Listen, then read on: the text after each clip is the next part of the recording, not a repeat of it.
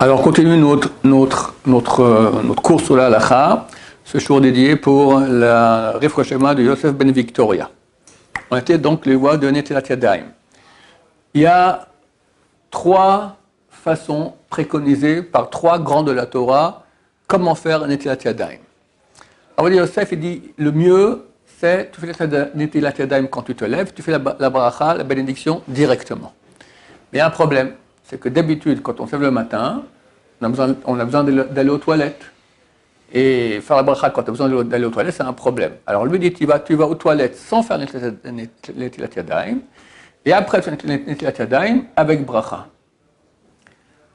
Le problème est que si les toilettes sont à moins de 2 mètres, alors ça va. Si c'est plus, c'est un problème, parce on avait dit qu'on ne peut pas faire plus, si on était dormir avant minuit, alors on ne peut pas faire plus de 2 mètres, 1,96 m pour être précis, sans s'arrêter. Ce qu'on peut faire, c'est s'arrêter tous les moins de 2 mètres jusqu'à ce qu'on aille aux toilettes. Il faut faire attention aussi de ne pas toucher les orifices, d'accord? Mais c'est une façon de faire. C'est-à-dire qu'on fait Netilat Yadayim une seule fois, avec bénédiction, après qu'on ait été aux toilettes. Le Mishnah Berurah lui dit non. Dès que tu te lèves, tu fais Netilat Yadayim sans bracha. Après, tu vas aux toilettes. Quand tu sors des toilettes, tu refais de nouveau Netilat Yadayim, et là, tu fais la bénédiction, la bracha sur Netilat Yadayim. Rabbi Besson Abba Shaul lui dit comme ça, il dit qu'il y a une mitzvah de se laver les mains, d'après le Rambam, avant la prière. Obligatoire, d'après le Rambam. Shachit, mincha, arvit. Alors on dit, on va conjuguer les deux. Tu vas te lever, dès que tu te lèves, tu te laves les mains, mais sans bracha.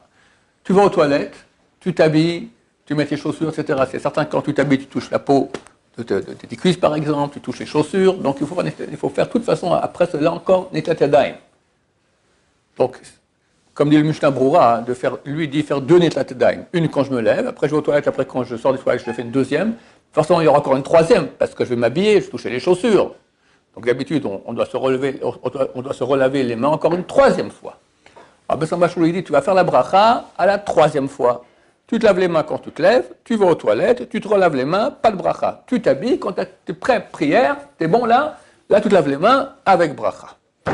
Qui a raison? Les trois ont raison. Chacun fera d'après son rave comme il veut. Tout est valable. D'accord?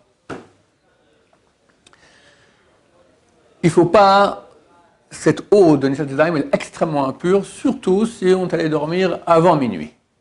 C'est pour cela qu'il ne faut pas... Bon, aujourd'hui c'est moins courant, mais là c'est marqué qu'il ne faut pas verser cette eau sur le sol. Parce que c'est après des gens qui passent, alors ça peut leur faire des dommages. D'accord? C'est une eau qui est plus impure que de l'urine. Pour cette raison-là, il faut aussi éviter de faire Netilat Yadayim du matin dans un lavabo dans lequel, à la cuisine, sur les ustensiles. Et là-bas, des couteaux, fourchettes, assiettes, d'accord? Si jamais on l'a fait, il faut très bien nettoyer après les couverts. Mais a priori, on ne fait pas là-dessus, on ne fait pas Netilat Yadayim sur des couverts. Est-ce qu'on peut penser et dire des paroles de Torah à côté de l'eau de Netilat Yadayim? Je viens de dire maintenant que c'est de l'eau qui est plus impure que l'urine. On n'a pas le droit de penser même des paroles de Torah face à de l'urine, c'est interdit. Alors Ben Ish Chai dit, on n'a pas le droit. Terminé, parce que c'est vraiment impur. Il faut verser de l'eau dessus, même si tu as maintenant, on va dire, à l'époque, les gens faisaient Netilat Yadayim dans un seau, par exemple, d'accord, alors tu as plein d'eau de Netilat Yadayim, si tu verses encore une fois 81 millilitres dessus, ça purifie. Mais si ça n'a pas été fait, alors cette eau, elle est impure. Aujourd'hui, elle est lavabo, donc ça va, ça part. Dans le cas où l'eau, elle est là, d'accord, ou des fois les gens qui font les Netilat Yadayim près du lit, la moitié va dans le seau, la moitié va hors du seau, d'accord? Alors l'eau qui est hors du seau, c'est un problème. Alors le Ben Ish Chai lui dit c'est un problème, on ne peut même pas dire la bracha ni penser par le Torah. Le Rav Yosef dit non, ça va, c'est mieux de pas, mais c'est pas aussi grave que dit le Ben Ish Chai. C'est, on va dire, une mesure de piété qui est bon d'avoir. Donc on fera en sorte, si possible, de ne pas faire la bracha à côté de l'eau de Netilat Yadayim. Le mieux, c'est faire, comme je disais, un lavabo. Après, tu ouvres un peu le robinet, voilà, toute l'eau est part, il n'y a aucun problème, tu peux faire toute la bracha, tout ce que tu veux là-bas.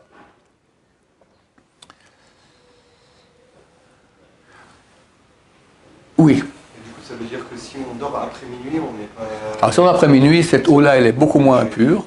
On peut faire plus de 2 mètres sans s'arrêter. On peut aussi toucher les orifices, on a vu hier, on a étudié qu'on ne peut pas toucher les orifices, là aussi on peut toucher. Alors, elle est aussi impure, mais beaucoup moins. D'accord? Si quelqu'un dort le jour, c'est bien de faire Netilat Yadayim aussi, sans bénédiction. Sans bénédiction. Idem si quelqu'un dort la nuit, mais il ne dort pas couché. Il dort, par exemple, il y a une veillée de Rosh Hashanah, de Hoshana Rabbah, d'accord, et la moitié de la synagogue qui est endormie, d'accord, mais pas dans leur lit, sur leur chaise. Alors, on fait les Nitzatzadaim, ils font les Nitzatzadaim quand ils se réveillent, mais sans bénédiction. On le fait des Nitzatzadaim avec bénédiction que si on a dormi au moins une demi-heure couché la nuit. Ou même si on a dormi, par exemple, ça arrive ici, les gens à Shiva, des fois l'après-midi, ils sont crevés, ils vont dormir sans que les rabbinim le voient, et ils vont dormir à 5h30, et à 6h, c'est déjà la nuit, d'accord? Et ils dorment jusqu'à 6h05. Alors, ils ont dormi 5 minutes la nuit, et une demi-heure avant la nuit. Mais vu qu'ils ont dormi ces 5 minutes d'un sommeil fixe, d'un sommeil qui fait partie d'un sommeil d'une demi-heure, alors quand ils se lèvent, ils doivent faire l'Netilat Yadayim. Est-ce qu'il faut une Netilat avec bracha ou pas? Le Ben Ishra dit que oui. Si on fait si on se lève avant minuit, qu'on est dormi, on fait une avec bracha. Rabbi Yosef il dit que c'est mieux de ne pas la faire. Celui qui veut le faire, il peut le faire, mais c'est mieux de ne pas faire la bracha si on est encore avant minuit. Si c'est le jour, alors on fait une Netilat mais sans bracha.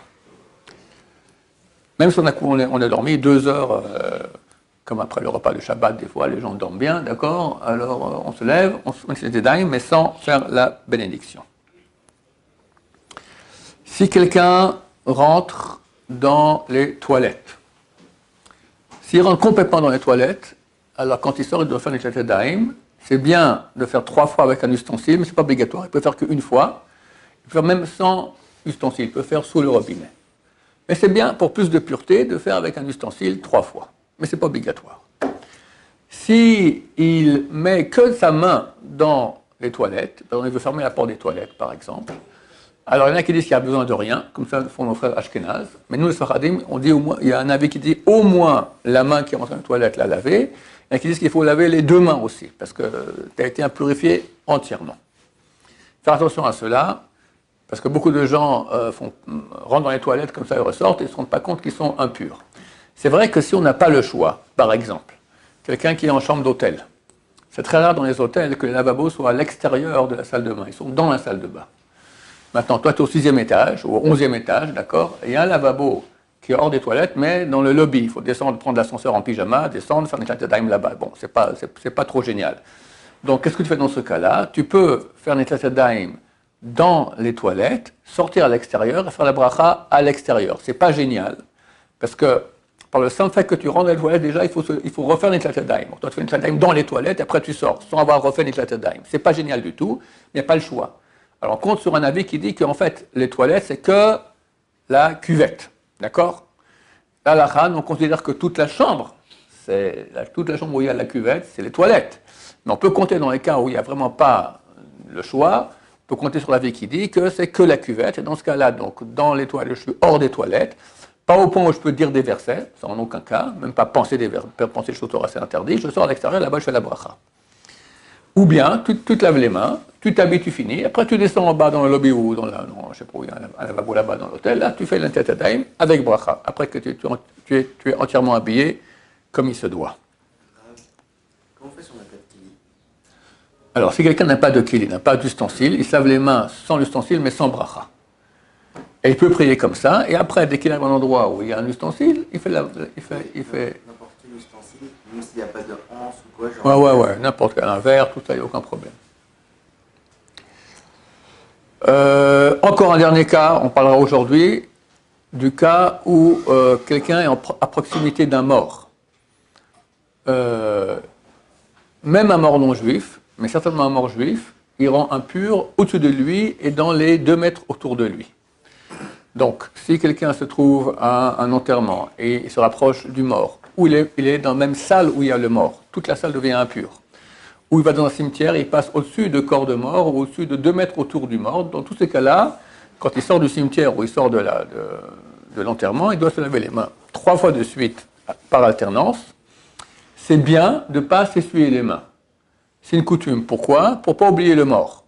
Mais s'il fait froid ou ça t'embête, etc., tu peux. D'accord? C'est juste une coutume. Les gens, des fois, je me souviens, quand j'étais jeune, on allait des enterrements comme ça, et les non-religieux disaient attention, de ne pas essuyer les mains du gens. Ils ne font pas Shabbat, ils ne font rien du tout, d'accord? Mais pas essuyer les mains quand on sort du cimetière, pour eux, c'est kadosh. Beaucoup de gens mettent l'accent sur ce qui n'est pas important et pas l'accent sur ce qui est le plus important. Comme des fois, des gens, ils ne font pas Shabbat, on leur dit Kippour. Kippour, c'est shalom. Mais il faut comprendre que Shabbat, c'est au moins 1000 fois plus important que Kippour. Au moins 1000 fois plus important que Kippour. Tu manges du porc, la histoire. Et Shabbat, non, Shabbat, mais mange du porc toute ta vie. Mais ne transgresse pas Shabbat une seule fois. Les gens mettent l'accent sur ce qui est le moins important. Je ne dis pas que le porc, c'est pas important, c'est important, Kippour aussi. Mais c'est rien par rapport au Shabbat. Shabbat, c'est extraordinairement important et grave. Voilà, Béat Hashem, que Dieu nous aide en pureté avec les mains pures. Si on a les mains pures, le corps aussi, entièrement, il est pur. Baruch Adonai, l'olam, amen, amen.